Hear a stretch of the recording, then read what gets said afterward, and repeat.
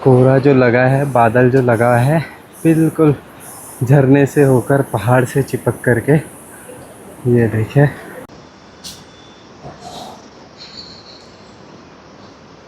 तो भाई देखिए, इनका काम है दिन रात खेल करो। देखो यहाँ पे बैठा था, इसके अंदर ही घुस गया। 13 अगस्त 2025 कुछ ऐसा वेदर है भाई सुबह का, और बिल्कुल धूप लगी है, बादल थोड़े से लगे हैं। मतलब 3 दिनों से आप देख रहे हो कैसा मौसम है, सुंदर सा मौसम है। तो इसको कहते हैं भाई एक्चुअली में रेड अलर्ट। ये देखिए कुछ ऐसा वेदर है। ये देखिए, thank you so much alert करने के लिए, जिन्होंने भी अलर्ट रखा है। Thank you so much. इतने एक्सपीरियंस्ड हैं वो, इतने नॉलेजेबल हैं वो कि उन्होंने हमें इस मतलब ये बरसात हो रही है इतनी ख़तरनाक, रेड अलर्ट उससे बचाया। सभी जितने भी टूरिस्ट हैं, यात्री है, संगत है, सभी। हेलो दोस्तों, गुड मॉर्निंग, नमस्ते, सत श्री अकाल। स्वागत है आपका अपने पुलना गांव से। मैं गौरव चौहान। ब्लॉगिंग की शुरुआत 11 बजे से हो रही है इन खूबसूरत पहाड़ों से। भाई वेदर आप चेक कर सकते हैं कैसा है। लगभग 3 दिनों से ऐसा ही वेदर, गोविंद धाम से यहाँ तक पूरे यात्रा रूट में ऐसा ही वेदर है, जबकि रेड अलर्ट दिया गया हुआ है पूरे वैली की और श्री हेमकुंड साहिब की, जो कि पीक टाइम हुआ करता था। और ऐसे ही मौसम में सबसे बेस्ट दर्शन होते हैं श्री हेमकुंड साहिब के, साथ साथ वैली ऑफ फ्लावर्स के। लेकिन देखिए, दुर्भाग्य है हमारा या उन सभी लोगों का जो बेचारे घर से तो निकले थे, लेकिन गोविंद घाट से, पुलना गांव से आगे नहीं जा पाए, इतने ख़तरनाक रेड अलर्ट की वजह से।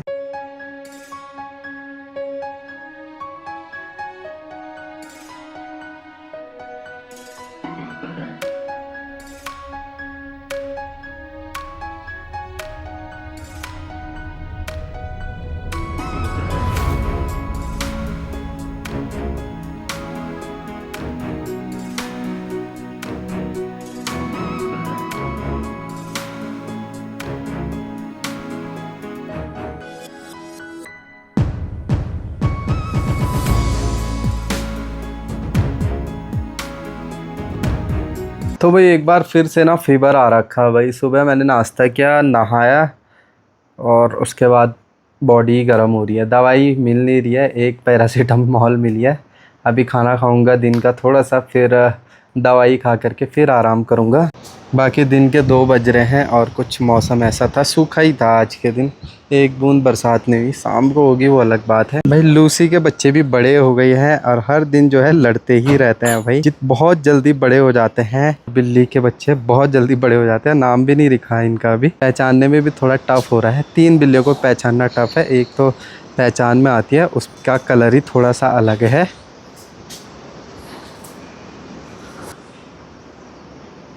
और ये है भाई लूसी, बस आराम से लेटी हुई है यहाँ पे। तो भाई अभी तक मैं तो आराम ही कर रहा था, कंबल रजाई के अंदर था, दवाई खा के सो गया था।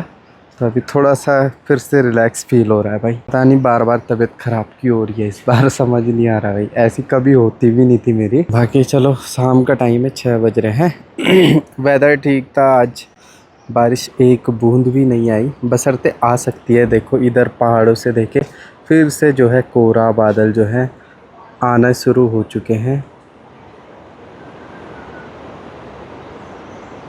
और ऊपर की तरफ भाई पूरा ही बादलों से कवर्ड है। मुझे लगता है कि घांघरा गोविंद धाम में ज़रूर ना थोड़ी बहुत बरसात शुरू हो चुकी होगी, और यहाँ भी शुरू हो सकती है, क्योंकि काले बादल आ चुके हैं।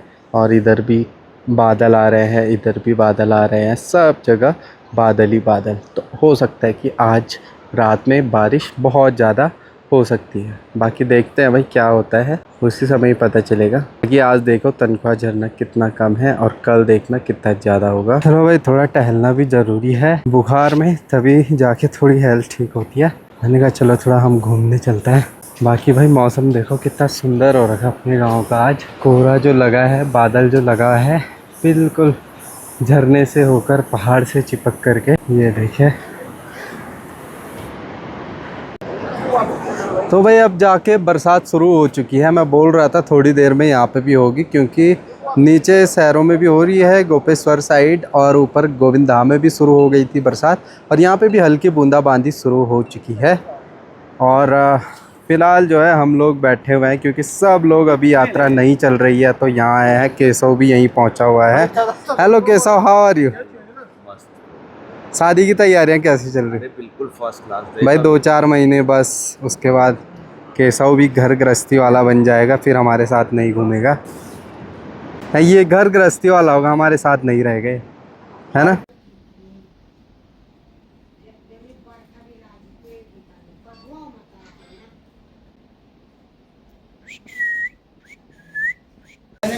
तो भाई देखिए, इनका काम है दिन रात खेल करो। देखो यहाँ पे बैठा था, इसके अंदर ही घुस गया। इनको कर दो पैक। अब डरेंगे कैसे, ये देखना, उछलेंगे कैसे। आजकल पूछे देता इसको फिर अंदर जाना। आजा आजा, इसके अंदर आ। क्यों आजा आजा। ये अच्छा।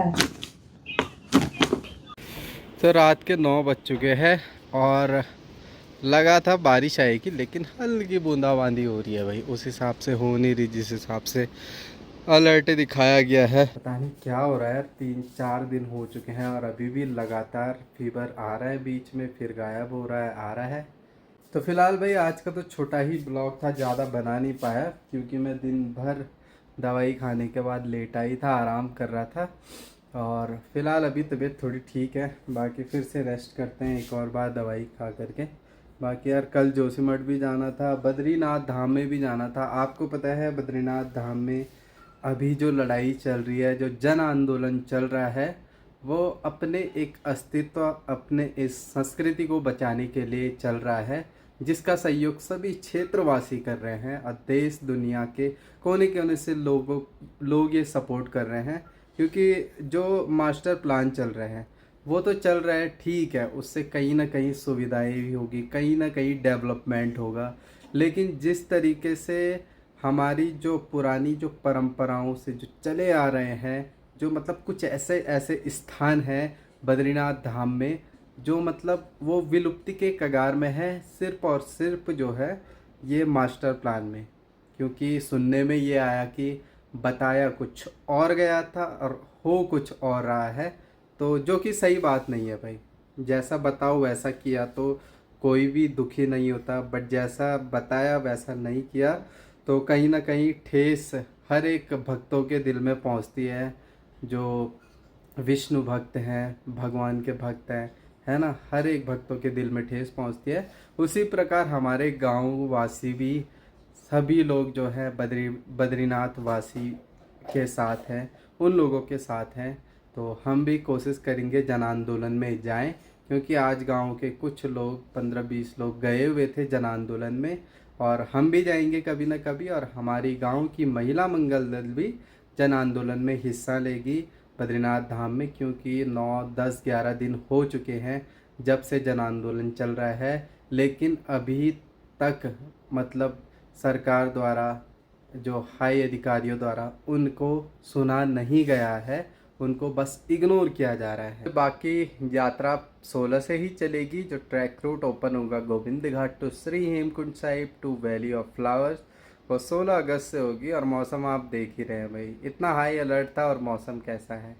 तो भाई अगर मैं गुजारिश करता हूँ जो एडमिनिस्ट्रेशन है, अगर वैली ऑफ फ्लावर जिसको मॉनसून ट्रैक कहते हैं, पीक मॉनसून ट्रैक, और मॉनसून में बारिश ना हो और ट्रैक कर रहे हैं तो वो मज़ा वैली में कभी भी नहीं आता है, ये चीज़ समझनी पड़ेगी। और जो प्रकृति प्रेमी है, जिनको फ्लावर देखना होता है, जिनको विज़िट करना होता है प्राकृतिक खूबसूरती, तो उनके लिए बारिश मायने नहीं रखती है। बस ट्रैक करो, वो आनंदमय हो करके उस प्रकृति का आनंद लेते हैं। उन जंगलों के बीच जो कोहरा लगता है, बारिश लगती है और जो फ्लावर ब्लूम होते हैं, तो वही चीज़ें उम्मीद करेंगे आगे से ये चीज़ें ध्यान रखेंगे। क्योंकि 3 दिनों से जो अलर्ट था, 3 दिन, आज तीसरा दिन है, मतलब बारिश ना के बराबर। अगर उन्होंने 100% बारिश प्रेडिक्ट करी थी तो सिर्फ 5% ही बरसात आई है इस एरिया में। तो वही चीज़ है, तो बुरा भी लग रहा है क्योंकि जितना लॉस, नुकसान मतलब कई लोगों का हो, चाहे ड्राइवर हो, दुकानदार हो, घोड़े खच्चर वाले हो, होटल वाले हो, मतलब बहुतों का नुकसान भी हुआ है इस चक्कर से। फिलहाल चलो दोस्तों, आज के ब्लॉग की समाप्ति करते हैं। मिलेंगे अगले नेक्स्ट ब्लॉग में, तब तक के लिए take care, bye bye, love you all, bye दोस्तों।